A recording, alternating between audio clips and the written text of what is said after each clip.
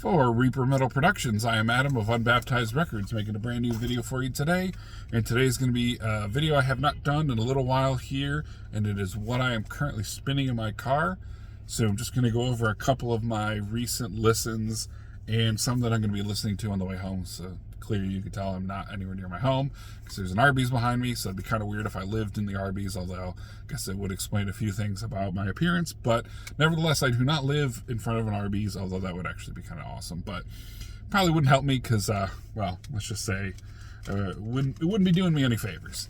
But needless to say, I have a couple of CDs. I always love to listen to CDs in the car because it gives me an excuse to try to listen to the full album.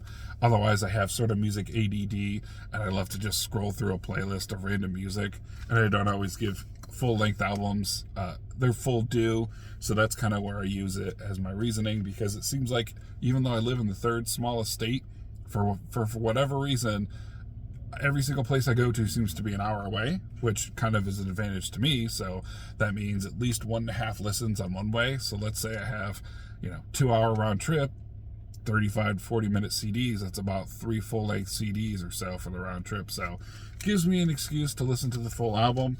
And I threw a few in the pile here. And the first one is the newest album by the band Necrot. So this is a cool album, cool band. It's called Lifeless Birth, for those of you who don't know.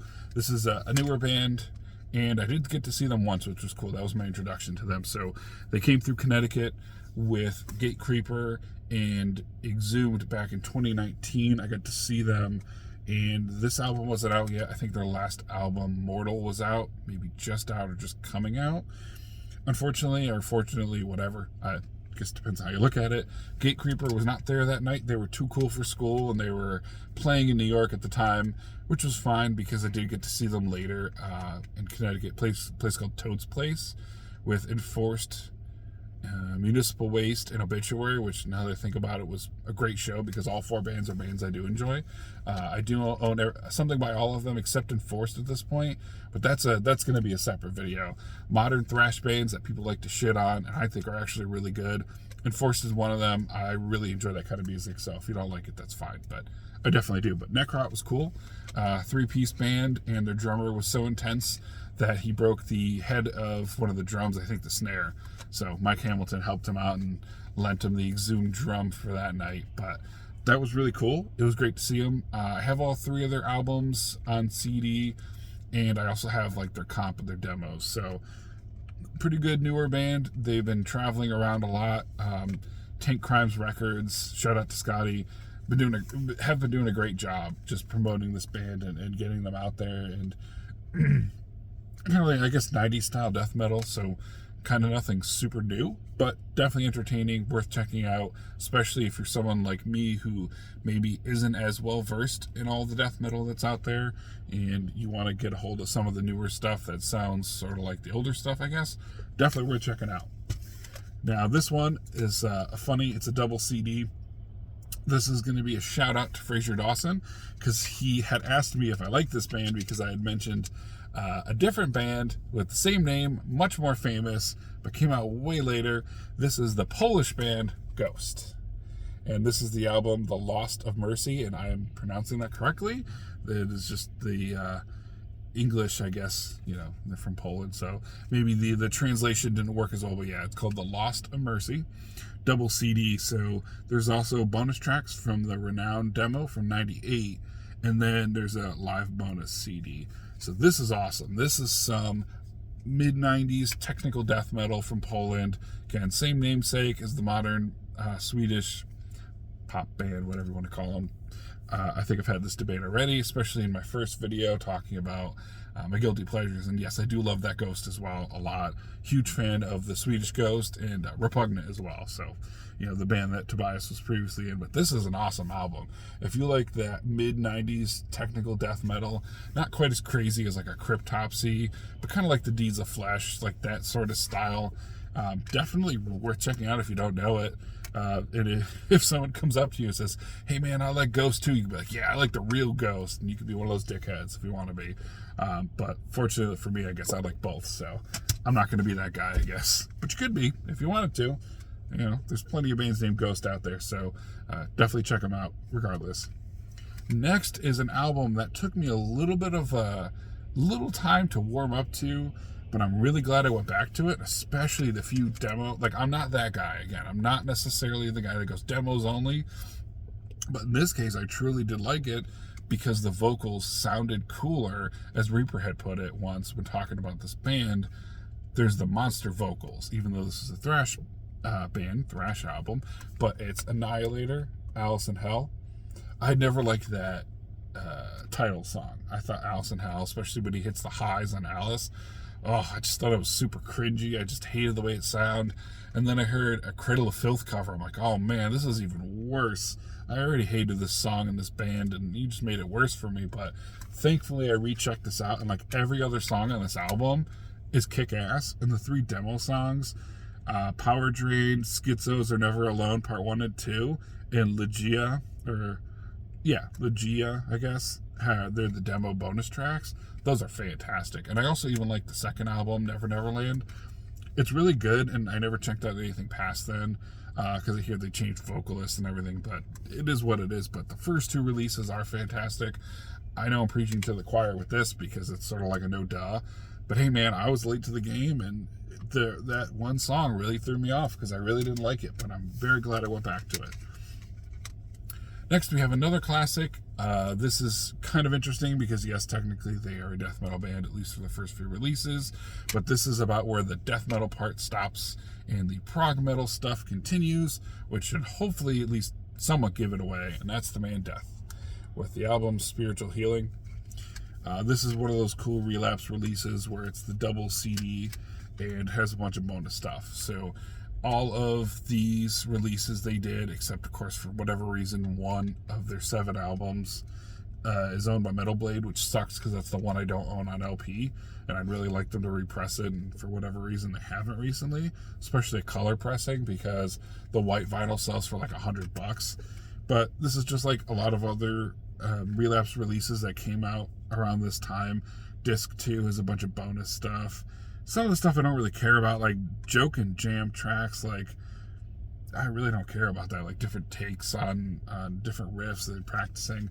I mean, it's cool to own, but that's more of like an archival thing. I don't necessarily want it on my second disc. Like, to me, that's something you have in like a hard drive somewhere that, you know, you kind of scroll through and listen to. Maybe if you're a musician, you want to be inspired and see how the band incubated their music, that's fine. But like, if I'm driving, I don't want to listen to a bunch of like spit takes, basically, you know, people noodling around. It just sounds kind of weird. Like, live stuff or demo versions, that's cool, but they're still kind of complete music.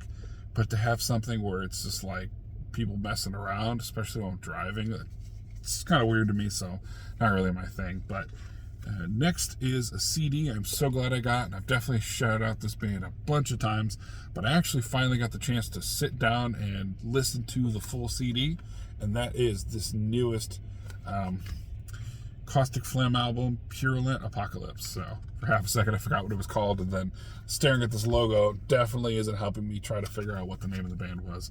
It just slipped my mind for half a second. But yes, Caustic Phlegm. Really interesting. It's gore grind. It's got the pitch shifted vocals, but it also has the HM2 pedal, so you know, the Swedish death metal sound.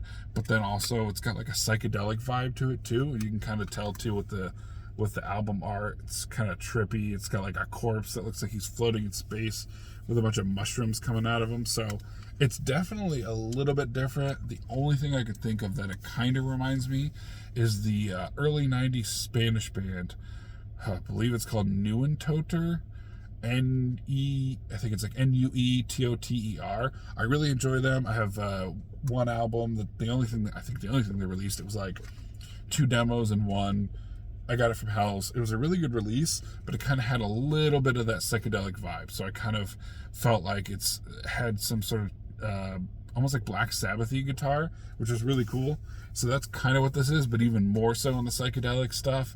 And it has some like trippy intros and outros. So I know I mentioned it before, but definitely recommend checking that out. Second to last here is a Aussie band that if you've been paying attention to J-Dog's channel, you would have seen the interview with one of the members, and that is the band Cemetery Urn. I picked this one up a while ago. This is called Barbaric Retribution. Came out 2018 Hells, and I think I probably bought it a couple years ago. But definitely really good early style death metal. Obviously a much more recent release, but a really good band, really good release. I haven't checked out everything by them, but I'm pretty sure I'd like it. And then last but not least is the only non-metal release here, but it is a band I really enjoy, and I will say, hint hint, I might be doing a solo video on this band for some reason or another, but it's the band The Offspring. So, punk rock band from California, started in the late 80s with a self-titled release, and this is their newest album. It's called Supercharged. So I highly recommend it if you adventure slightly outside of the metal realm, and if you do, you might also find yourself a fan of a few other punk bands, and I have a few 7-inches here. Now, this is the label 31 Records out of Texas. It's my buddy Randy who runs it, and there's 2 releases here. So this is Empire Down and Bullshit Detector, split 7-inch here. I just got this stuff in the mail a couple days ago, and I've been so far behind I haven't actually gotten a chance to even listen to it. But this is a really cool release. These are the first 2 7-inch releases he's done on his label. He's done a bunch of tapes and then 1 full-length LP so far, and I will definitely be showing those off because Randy is an awesome dude. And then this is another release by Bullshit Detector here, 7-inch. I believe it's called No Joy. And this came out cool as well. So this is the 11th and 12th release by Randy already on 31 Records. So really, really cool. Green with black splatter. So check him out. I will leave a link in the description, and I will definitely be doing some more exclusive videos on his music because I don't always listen to just metal. I definitely like a little bit of punk, and I have him 100% to thank for getting me into the newer, well, not newer punk bands, but newer and older, just bands I was not familiar with, because he is to punk like someone like J-Dog is to metal. He knows his shit. He's been into it for well over 20 years, and I definitely love learning about it because I do like some punk here and there, and it's something that I'm just really glad I support his bands, I support his label, I support his channel, and these are the 2 newest releases he's done. So if you're a fan of punk, go check out his channel. I will link his stuff in the description, and I will see you all in the next video.